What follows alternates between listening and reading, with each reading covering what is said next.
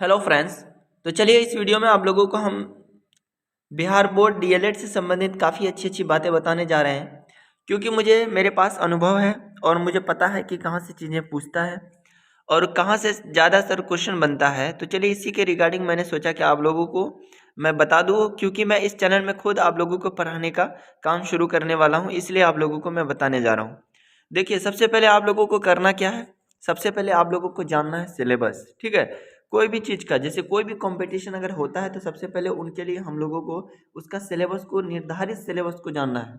जैसे अगर सिलेबस नहीं जाने, खाली ये जान लिए जीके पूछेगा या फिर उनके रीजनिंग पूछेगा, उनके बाद फिर हिस्ट्री वगैरह जो भी होता है, इस तरह का जो सतही ज्ञान होता है ना, उस तरह का अब नहीं चलने वाला है। क्योंकि अब जो है कंपटीशन काफ़ी ज़्यादा कठोर होते जा रहा है, काफ़ी ज़्यादा डिफिकल्ट होते जा रहा है। क्योंकि एक सीट पर कम से कम 20 आदमी, 30 आदमी, 50 आदमी लड़ रहा है। तो कहीं ना कहीं आपको 50 के आगे ही रहना पड़ेगा, 50 को पीछे करके हमेशा के लिए चलना पड़ेगा।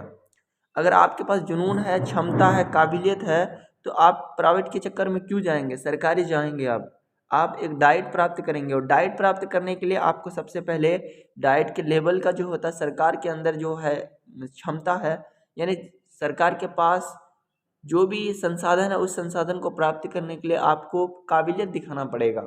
ठीक है, तो चलिए इस वीडियो में काफ़ी चीज़ें मैं बताने वाला हूँ कि कैसे पढ़ना है, क्या पढ़ना है, कब पढ़ना है, कितना टाइम से पढ़ना है और क्या क्या चीज़ों पर ज़्यादा फोकस करना है, ये चीज़ों पर भी हम डिस्कस करने वाले हैं। सबसे पहले ये बात है कि ये फॉर्म भर कौन सकता है। यहाँ पर देखिए, प्रशिक्षण संस्थानों में नामांकन के लिए हेतु अभ्यर्थी शैक्षणिक योग्यता, इस बात को समझना भी जरूरी है, क्योंकि बहुत सारे स्टूडेंट 12th पास हाल ही में किए हैं, कोई 2023 में किए हैं, कोई 2022 में किए हैं, कोई 2020 में, 21 में, यानी बहुत पहले पहले इंटर वगैरह कर चुके हैं। तो यहाँ पर क्या कहता है, +2 अथवा उसके समक्ष परीक्षा में कम से कम 50% अंकों के से उत्तीर्ण समान कोटि के उम्मीदवार प्रवेश के लिए पात्र होंगे।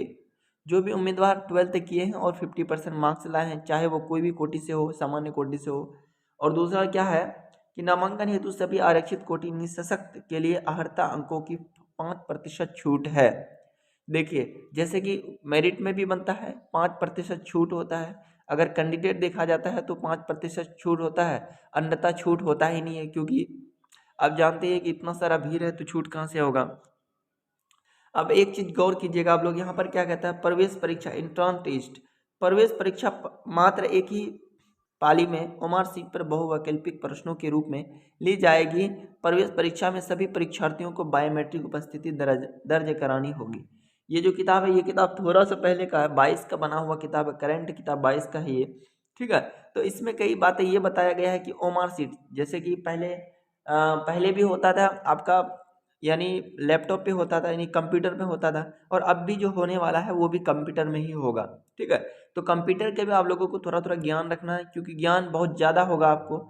लेकिन कंप्यूटर के बारे में टर्टल, माउस, स्क्रॉल, ये सब, क्लिक, नेक्स्ट, सेव, ये सब अगर नहीं कर पाएंगे तो आप लोग भी वहाँ ज़्यादा फंस जाएंगे। ठीक है, तो ये सब चीज़ों का भी प्रैक्टिस धीरे धीरे करते रहिएगा।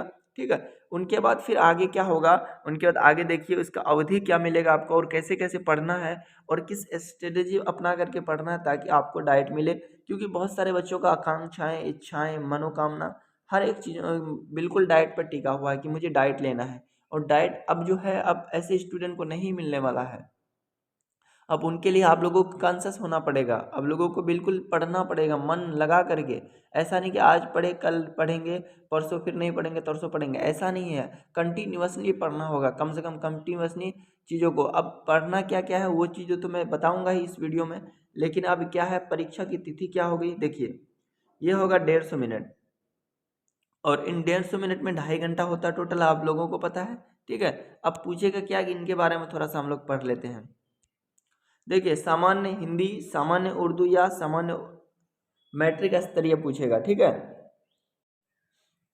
सामान्य हिंदी, सामान्य उर्दू, उनके बाद मैट्रिक स्तरीय, ये सारे दोनों जो पूछेगा मैट्रिक लेवल का पूछेगा। तो मैट्रिक लेवल का पूछेगा तो इसका मतलब ये नहीं है कि सिर्फ मैट्रिक का पूछेगा, नहीं, 8 का भी पूछ सकता है, 7 का भी पूछ सकता है, 9th का भी पूछ सकता है। इसमें कोई गारंटी नहीं है, क्योंकि आपका एंट्रांस देते हैं, आपको इस तरह जांचा जाता है कि आपने जो 1 to 10 तक पढ़ा है, क्या 10 के अंतर्गत आपके अंदर नॉलेज है, ये चीज़ें नापा जाता है। और जो है कंपटीशन जो होता है मेरे भाई, वो 10th और 12th लेवल का होता है, बट कंपटीशन थोड़ा सा हाई स्टैंडर्ड का होता है, थोड़ा सा ठीक ठाक तरीके से होता है, स्टैंडर्ड होता है थोड़ा। अगर साइन थीटा कोस थीटा पूछेगा ही तो ना वो थोड़ा बटे ग्रुप में दे देगा, इधर दे देगा उधर दे देगा, यानी इधर उधर करके दे देगा ताकि आपको फंस जाए आप। और अगर आपका माइंड सही तरीके से काम कर रहा है, कहीं ना कहीं प्रैक्टिस किए हैं आप, तो उस चीज़ों को आप 30 सेकंड से पहले पहले बना लेंगे। तो हर चीज़ में एक ट्रिक होता है, हर चीज़ में एक मेथड, एक्स्ट्रा मेथड होता है, ठीक है। चलिए दूसरा क्वेश्चन क्या रहा है, सामान्य अंग्रेजी या मैट्रिक स्तरीय। सामान्य अंग्रेजी मैट्रिक स्तर का क्या पूछेगा आपको, जैसे आपका प्रीपोजिशन पूछ दिया, ठीक है, नाउन का प्रकार पूछ दिया, फिर उनके बाद प्रीपोजिशन के बाद फिर प्रोनाउन पूछ दिया, और उनके बाद आपका एडजेक्टिव पूछा, फिर उनके बाद आपका बहुत सारा ऐसा आर्टिकल पूछेगा। तो यानी सामान्य स्तर पर इंग्लिश होगा। लेकिन आप लोगों को चूज़ कैसे करना है, कोई स्टूडेंट अगर उर्दू से बिलोंग करता है तो उर्दू लेगा, या फिर हिंदी ज़्यादा पसंद है तो हिंदी, या फिर अंग्रेजी ज़्यादा पसंद है तो अंग्रेजी लेगा, यानी इन दोनों में से एक लेगा या फिर अंग्रेजी लेगा, ठीक है। उनके तो आगे देखिए गणित में, गणित में क्या कहता है, इसमें मैट्रिक स्तरीय गणित पूछेगा आपका, साइन थीटा पूछेगा, दूरी पूछ लेगा, ठीक है, दो चरिया समीकरण पूछ लेगा, यानी एक एक करके, एक एक दो दो करके पूछता है। तो जो स्टूडेंट ठीक ठाक अगर मैथ बनाता है तो वहाँ के मैथ को देख के खुश हो जाएगा। मैथ ज़्यादा हार्ड नहीं होता है, सिर्फ आपका मानसिक क्षमता पर आधारित होता है, ठीक है। अगर मैथ आप बचपन में 10th में अच्छे से पढ़े हैं, अच्छे से पढ़े हैं, तो आपको कोई दिक्कत नहीं होगी, बिल्कुल यूं ही बना लीजिएगा देख देख करके फटाफट। लेकिन थोड़ा सा कैलकुलेटिव मैथ होता है ना, वो होता है ना कैलकुलेशन वाला, थोड़ा इधर उधर कर दिया, ये 9 की जगह इस तरह कर दिया, पॉइंट में कर दिया, इधर कर दिया, दिस डेट कर दिया। तो इस तरह का क्या होता है, इस तरह का मैथ पूछता है वहाँ पर।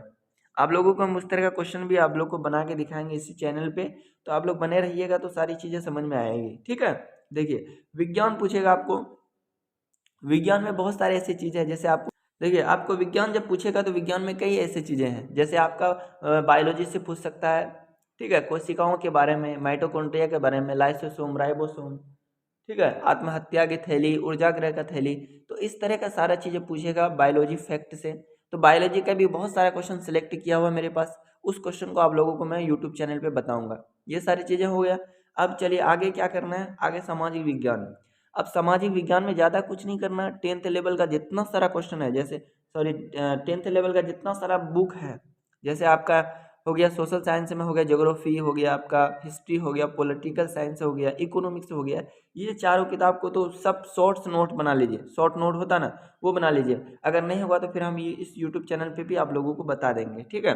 अगला देखिए यहाँ पर क्या कहा जा रहा है, तार्किक और विश्लेषण क्षमता। ये तो आपका रीजनिंग होगा, और रीजनिंग के लिए ज़्यादा कुछ करना नहीं है, एक दो दिन क्लास इधर उधर कराएंगे, एक दो दिन क्लास में या एक हफ्ता लगातार अगर रीजनिंग बताएंगे तो रीजनिंग सारी चीज़ें समझ में आ जाएगी, ठीक है।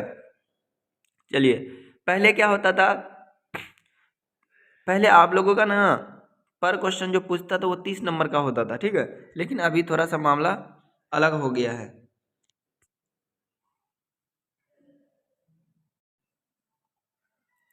अभी क्या हो गया है, अभी आप लोगों का जो है ना, मैं बता रहा हूँ, अभी आपका सामान्य जो उर्दू या हिंदी होगा ना वो अब अभी 25 नंबर का पूछेगा, ठीक है। उनके बाद गणित जो है, गणित आपका 25 नंबर का पूछेगा अभी, अभी जो करंट ये पहले की किताब है। उनके बाद विज्ञान जो पूछेगा ये 20 नंबर का, सॉरी हाँ विज्ञान 20 नंबर का, सोशल भी 20 नंबर का, और सामान्य अंग्रेजी भी क्या पूछेगा आपको 20 नंबर का। लेकिन आप लोगों को रीजनिंग पूछेगा कितना, ये पूछेगा 10 नंबर का, याद रखना। ऊपर 25, फिर 25, फिर 20, फिर 20, फिर 20, फिर 10, ठीक है। तो इस तरह से टोटल कितना नंबर का हो जाएगा, 120 नंबर का हो जाएगा। और 120 नंबर का होगा तो टोटल कितना होगा, 150 आपको मिनट दिया जाएगा।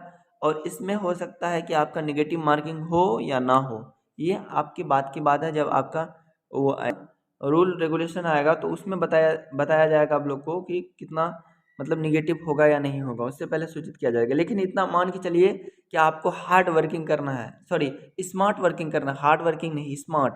स्मार्ट का मतलब हो गया कि कम वक्त में कई चीज़ें पढ़ना, कम वक्त में ज़्यादा ज़्यादा पढ़ना।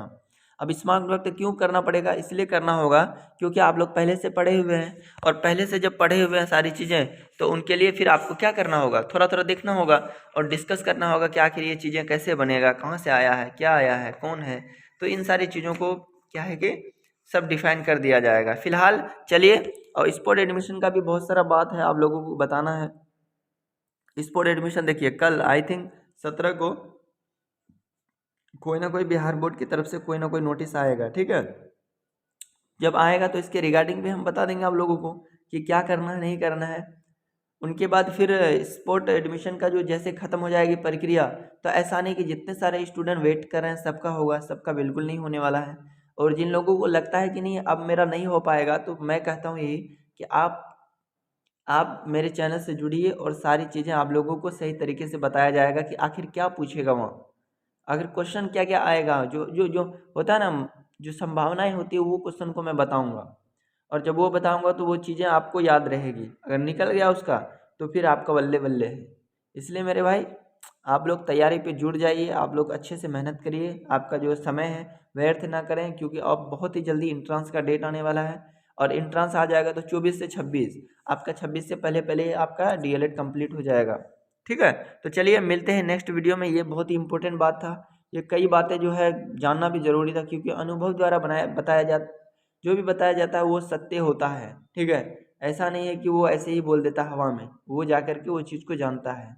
चलिए मिलते हैं फिर नेक्स्ट वीडियो में, तब तक के लिए जय हिंद।